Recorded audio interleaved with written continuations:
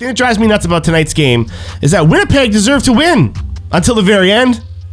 Winnipeg deserved that win, man. They were playing a good, solid, clean game. They were taking advantage of a slow, kind of dopey Leafs coming off another road series that we're on here. So, they're going to have a couple of slower games, and Winnipeg was capitalizing.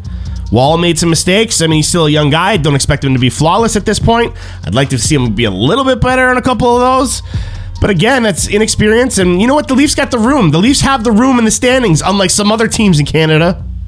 The Leafs got some room in the standings that they can give Wall a chance here and really try and build him up, all right? Let him just face it. Let him just face it, right? So I got no problem with Wall. I'm not putting this on him or nothing like that, but, that's a factor there too.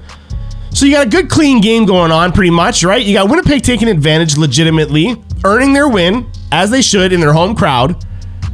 And then, boy, that wasn't enough for them, was it? It wasn't enough. They had to reach for more and reach for more and reach for more. And I'm not just talking about goals here, but I mean, they were taking every opportunity by the end to stick it to Toronto as if this is a defining win for them, as if now they believe that they can go on a cup run because they were beating Toronto. Get over yourselves, Winnipeg. Get over yourselves, okay? Enjoy your little time. Enjoy your little time there with a win like that. Oh, boy, it must feel pretty good, eh? Oh, I bet you feel like $1 million. Well, enjoy it, okay? Because it ain't happening again. It ain't happening again. You guys made it personal. The Leafs were falling asleep, responsible for their own loss. They would have walked away tonight and been like, you know what? Too bad. You know what I mean? Too bad. We'll get him next time, I guess, whatever. And they would have forgotten all about it. Right? But Winnipeg had to go for more. They had to go for blood, all right? Now, I'm not saying that knee, okay, was an intentional knee even. If you notice, this is what I would say about Winnipeg by the end of this game. They weren't out there trying to hurt anybody, but they also were not trying to avoid hurting anybody either. They couldn't care less what happened to the Leafs.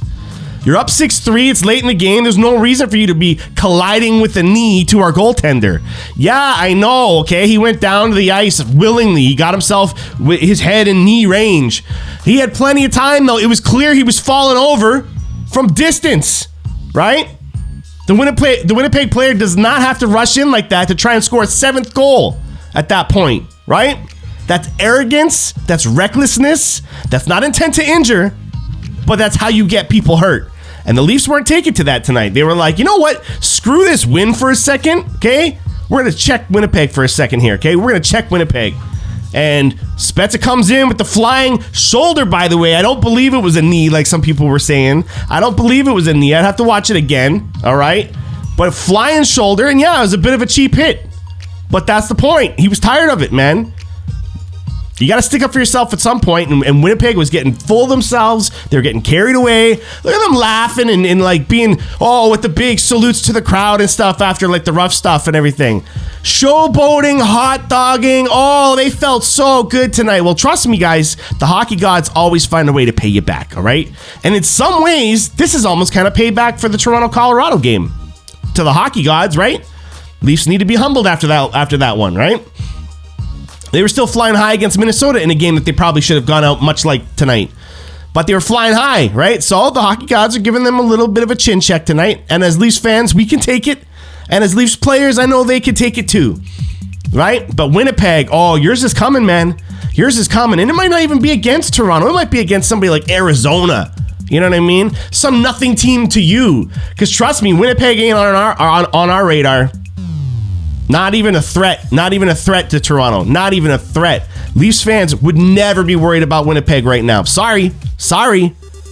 All right, we got better fish to fry. And you know what?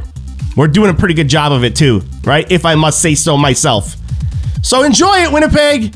Enjoy a win like tonight, all right? And I'm telling you right now, you're going to get yours. And I'm going to be laughing. If I happen to catch it, I'm going to be laughing. You better hope it's not the hand of Leafs, though. You better hope it's not at the hand of the Leafs, because us Leafs fans, we're relentless, right? We're relentless, and we'll come after you, right? Jokingly with verbal assaults of, trash talk and everything like that. We never take any of this stuff too seriously. Right, Zach? I know you're watching, bud. I know you're watching, right? We never take this stuff too seriously. That's the point of it all, right? So enjoy your win, Winnipeg. All right, you got it, all right? See you next time, all right? See you next time, because you just went and made them all real mad. And you don't want to make guys like Simmons and Richie and stuff mad. Even Spezza, you know? So, I mean, there's not much to talk about other than the fact that the Leafs played a not so great game. And then by the end of it, you know, they got themselves woke up in a different way. I'm not going to get into the calls or anything like that. I don't know how long you can hold on to Matthews before it's finally like blown dead, but apparently it's a really long time. You can just like ragdoll him, right? Which, by the way, Matthews is just sitting there. There must have been something that happened off camera. There has to be before the cameras kicked in, because he's just getting ragdolled, and somehow Matthews comes away with 2 minutes after that.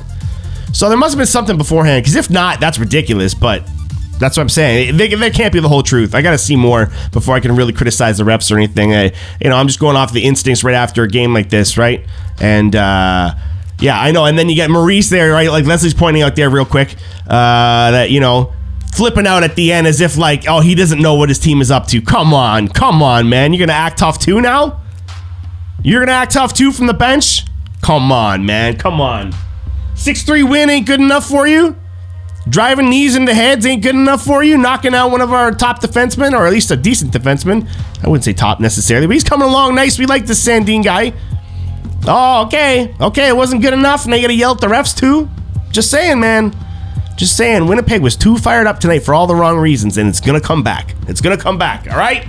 So now I want to get into the comments that you guys are saying, because I can't stick around for too long, all right? It's got to be kind of a short one tonight. All right, sound good?